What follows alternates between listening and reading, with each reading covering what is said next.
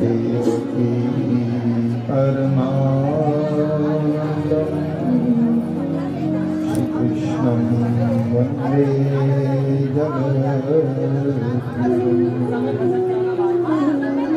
यं तप्रविश्रमवाचिमिमां प्रशुक्तां सञ्जीवयत्यखिलशक्ति धरश्वधम्मम् अन्यास्ति कर्मं श्रवणं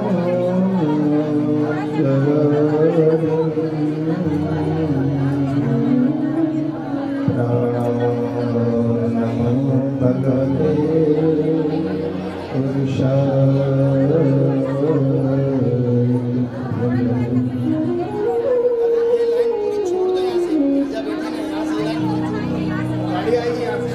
गाड़ी आएगी, ये पूरी लाइन छोड़ दो।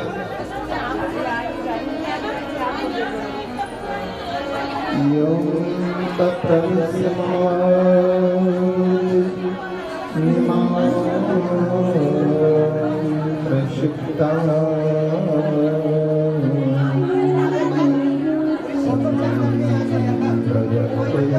सञ्जीवयत्यखिलशक्ति धरश्वधम्मम्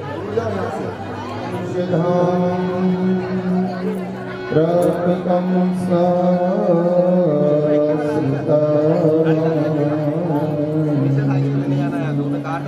श्री राम चरण चरण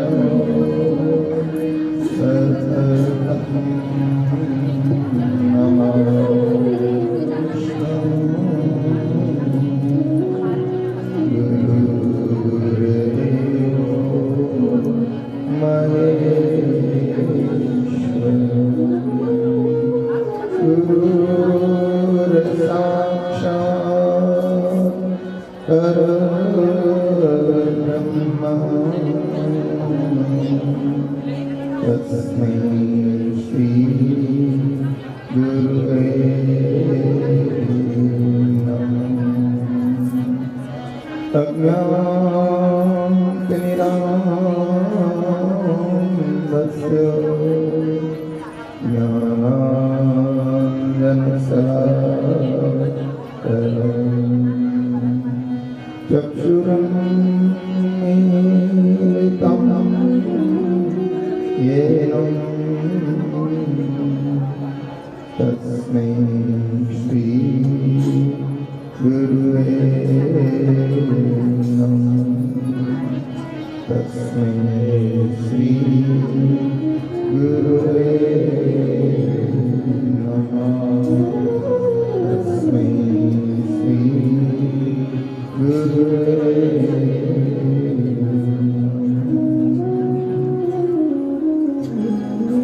नमामि शमीशाननिर्वाणरूपं एवं व्यापकं ब्रह्मैकरूपं निजमेर्गुणान्वितल्पं नीलं विशाखाशमाकाशवासं निराकारमूलं तुरीयं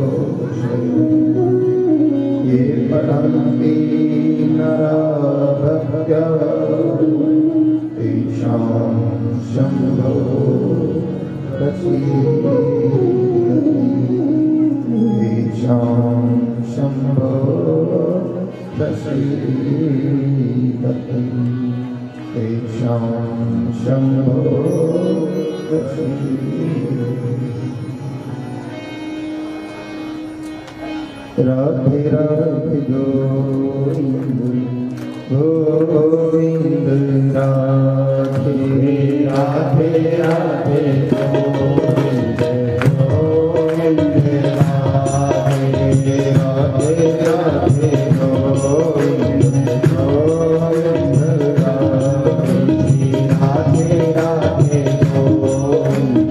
गोविंद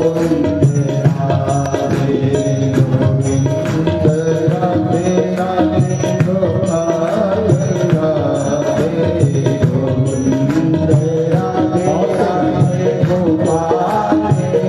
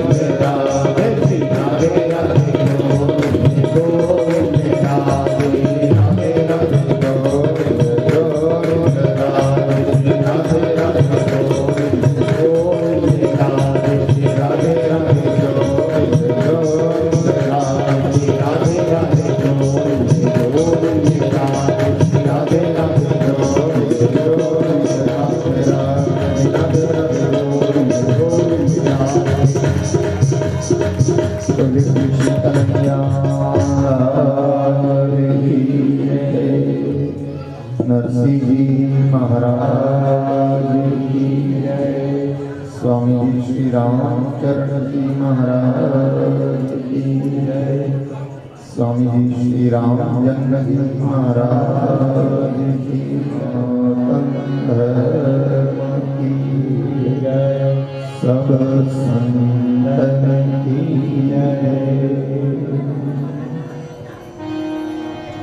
आनंद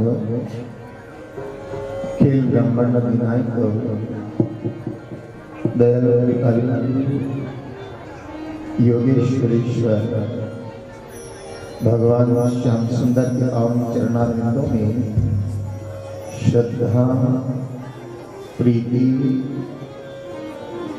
एवं भक्ति के साथ कोटि कोटि बार वंदन प्रणाम करते हुए परम श्रद्धालु प्रभु प्रेमी भक्तजनों, श्रद्धा वात्सल्यमयी सच्ची स्वरूपा भक्ति स्वरूपा मातृशक्ति परम पवित्र नरसिंह जी के परम पावन चरित्र में, नरसिंह जी की पावन कथा में, पावन चरित्रों में कला श्रवण किया। भगवान भोलेनाथ की कृपा से, भगवान भोलेनाथ की कृपा से नरसिंह जी को गोलोक धाम की यात्रा करने का सौभाग्य प्राप्त हुआ और गोलोक धाम की यात्रा नरसिंह जी को भगवान श्याम सुंदर ने एक तारा भी दिया है और केदारा राग भी प्रदान किया है। और भगवान ने ये कहा कि जब भी मेरे दर्शन करने की इच्छा हो तो ये एक तारा तुम बजाना और केदारा राग गाना, तो मैं तुम्हें दर्शन देने के लिए चला। और कुबेर महाराज को आज्ञा दी है कि नरसिंह जी को सब प्रकार की संपन्नताओं से पूर्ण कर दो। और कुबेर महाराज ने आकर के और जूनागढ़ में ही द्वारिका के रास्ते पर बहुत सुंदर एक हवेली का निर्माण किया है। और उसने हवेली के अंदर सब प्रकार की सुख सुविधाएं नरसिंह जी को प्राप्त हुई है। और अब नरसिंह जी खुद की इतनी संपत्ति, इतना व्यापार और इतना सब कुछ होते हुए भगवान की भक्ति को नहीं भूलते, भगवान की आराधना को नहीं भूलते, भगवान की भक्ति को नहीं भूलते हैं। और भगवान से एक ही मांग करते हैं जो प्रत्येक साधक को करनी चाहिए। ध्यान दें, प्रत्येक साधक को एक ही मांग करना चाहिए और वो क्या है? साईं इतना दीजिए, साईं इतना दीजिए कि जामी कुटुंब समाज। साईं इतना दीजिए कि जामी कुटुंब समाज। और मेरी भूखा ना रहूं और अतिथि न भूखा जाए, मैं भी भूखा ना रहूं अतिथि न भूखा जाए। परमात्मा से क्या प्रार्थना करना चाहिए कि हे परमात्मा इतना दीजिए कि जिससे मेरा घर परिवार आराम से चल सके, जामे कुटुंब समाए। और मैं भी भूखा न रहूं और अतिथि न भूखा जाए। मैं भी भूखा न रहूं, मेरे यहाँ कोई आने वाला अतिथि भूखा न जाए, ऐसी कृपा करना। और नरसिंह जी का इतना व्यापार बड़ा है, जगह जगह पर नरसिंह जी के नाम की हुंडियां लिखी जाने लगी। लेकिन नरसिंह जी इतना व्यापार बढ़ाने के लिए या इतना सब कुछ करने के लिए नहीं आया था। कुछ व्यक्तियों का इस संसार में आगमन होता है ना, तो कुछ न कुछ विशेष उद्देश्य होता है। और नरसिंह जी की एक पुत्री है जिसका नाम है नानी बाई, और उस नानी बाई का विवाह जो है अंजार नगर के नगर सेठ के पुत्र के साथ में कर दिया गया। पुत्री की विदा हो गई और नानी बाई अपने ससुराल चली जाती है।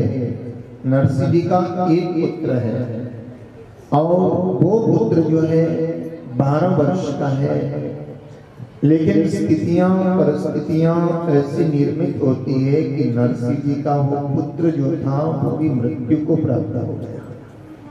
कई बार हमारे जीवन में प्रतिकूलताएं आती है, तो उन प्रतिकूलताओं में भी व्यक्ति को समझना चाहिए कि प्रतिकूलताएं क्यों आ रही हैं, क्योंकि एक जैसा समय किसी के जीवन में नहीं रहता है।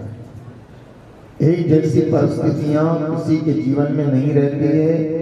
तो नरसिंह जी का एकाएक पुत्र की मृत्यु की प्राप्ति हो गई और कुछ समय के पश्चात नरसिंह जी की पत्नी की मृत्यु भी हो जाती है। अब नरसिंह जी रह गए अकेले, लेकिन दादी माँ अभी जीवित है, तो दादी माँ ने नरसिंह जी का दूसरा विवाह करवा दिया। एक विवाह, एक पत्नी की मृत्यु हो गई, लेकिन दादी ने इतनी जिद करी है कि नरसिंह तुझे दूसरा विवाह करना ही है। अब नरसिंह जी को संसार में कोई राग नहीं रहा, लेकिन दादी जी की प्रसन्नता के लिए नरसिंह जी ने दूसरा विवाह किया। ऐसी भी कथा आती है। क्यों? क्योंकि यहाँ नरसिंह जी जब भात भरने के लिए जाएंगे तो नरसिंह जी की पत्नी जो है वो बड़े ताने मारती है। और ताने कौन मारती है? जो नानी बाई की सगी माँ होती तो ताने नहीं मारती, लेकिन ये दूसरी माँ है, सौतेली माँ है। और जब पत्नी की मृत्यु हो गई और दूसरी पत्नी आई, लेकिन दूसरी पत्नी ऐसी आई है जो लड़ाई झगड़ा करने वाली है।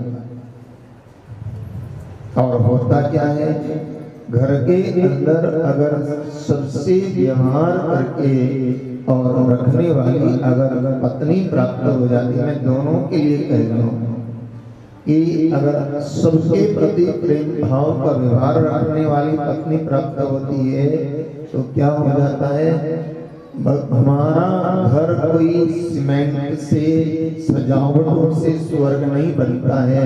घर को स्वर्ग बनाने का काम करती है मेरी मातृशक्ति करती है, मेरी माताएं करती है। और इसलिए मैं कई बार कहता हूँ कि जन्माष्टमी का उत्सव बोलो नहीं, एक दिन मनाया जाता है। रामनवमी का उत्सव बोलो ना, एक दिन मनाया जाता है।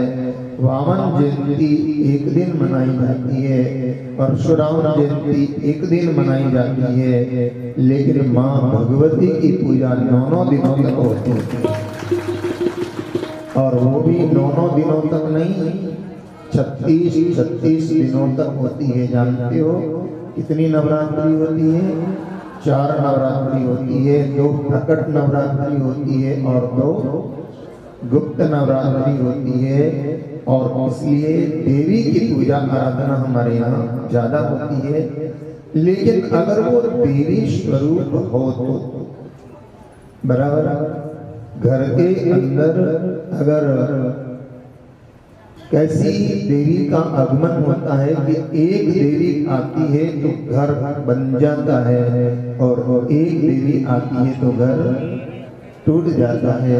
अब नरसिंह जी को दूसरी पत्नी जो प्राप्त हुई है, दूसरी पत्नी का स्वभाव इस प्रकार का है, दूसरी पत्नी का कर्कश स्वभाव वाली, ऐसे स्वभाव वाली, कर्कश स्वभाव वाली नरसिंह जी की पत्नी, और इसलिए नरसिंह जी को वैराग्य प्राप्त हो गया। और नरसिंह जी ने निश्चित कर लिया कि गृहस्थाश्रम में मुझे कोई रस नहीं है, और क्या होगा कि लहर उठी वैराग्य की, लहर उठी वैराग्य की, और कर्म किए चकचूर, विषय कामना सब मिटी, भगे मोह सब दूर, दीनों द्रव्य लुटाय सब, द्वादश मास देश देशांतर सब सुनी, ऊंडी चलती ना, देश देशांतर सब चले, ऊंडी चलती ना। नरसिंह जी को ऐसा वैराग्य हो गया कि मुझे संसार में कोई रस नहीं। और जानते हो इतनी संपत्ति नरसिंह जी ने क्या किया, लुटाना प्रारंभ कर दिया, देना प्रारंभ कर दिया, बांटना प्रारंभ कर दिया। इतनी संपत्ति थी जो भगवान के द्वारा दी गई थी, उस सारी संपत्ति को नरसिंह ने क्या कर दिया, बांट दिया। उसको वैराग्य प्राप्त हो गया, सब कुछ दे दिया, और आखिर में तो यही तो सोचा कि सब कुछ तो यहाँ छोड़कर जाना है, और सब कुछ लुटा दिया। व्यापार बंद हो गया, और हुंडियां जो चलती थी वो हुंडियां चलना बंद हो गई। और अब तो नरसिंह जी क्या करते हैं, 10-5 साधु संत आ गए नरसिंह जी के घर पर, और क्या करते हैं, नरसिंह जी तो भजन कीर्तन करने का काम करने लगे, भगवान का कीर्तन करने का काम करने लगे। और इस प्रकार से एक ही जीवन निश्चित कर लिया कि संसार को क्या देखना, जगत के रंग क्या देखूं, तेरा दीदार काफी है, जगत के रंग क्या देखूं, तेरा दीदार काफी है, जगत के रंग क्या देखूं, तेरा दीदार काफी है,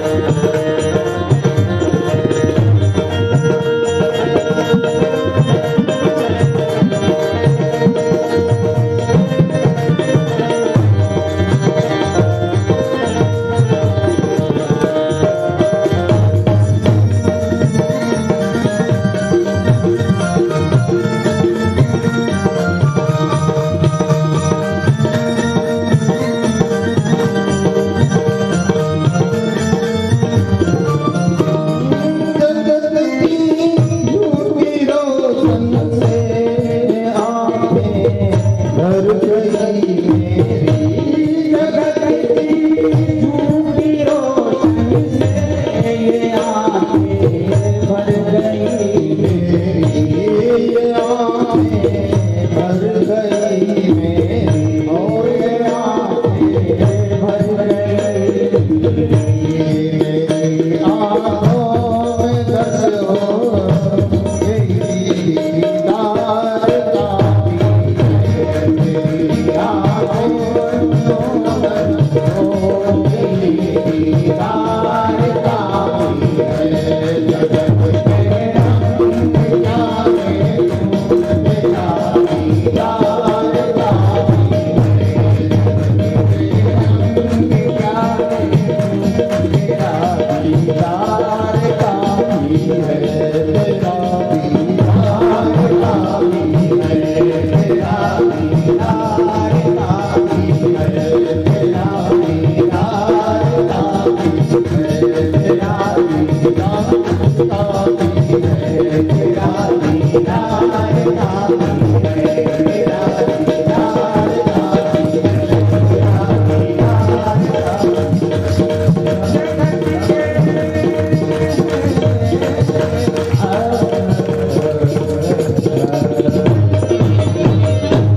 जगत के